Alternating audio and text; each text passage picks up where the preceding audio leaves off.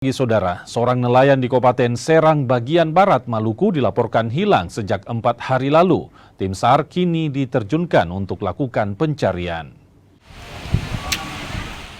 Nelayan yang hilang diketahui pergi melaut sejak 15 Januari 2026 lalu. Nelayan tersebut menggunakan perahu katinting. Namun hingga kini nelayan asal desa Kasie, Kecamatan Taniwel itu tak kunjung kembali. Tim SAR pun diterjunkan untuk lakukan pencarian.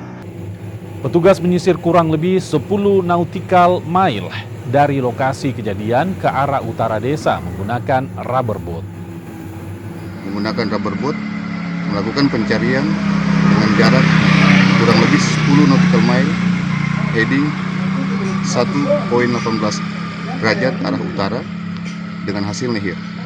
Pada pukul 19.05, tim SAR gabungan tiba di Desa Kasie dan selanjutnya berkoordinasi dengan keluarga korban potensi guna pencarian besok hari.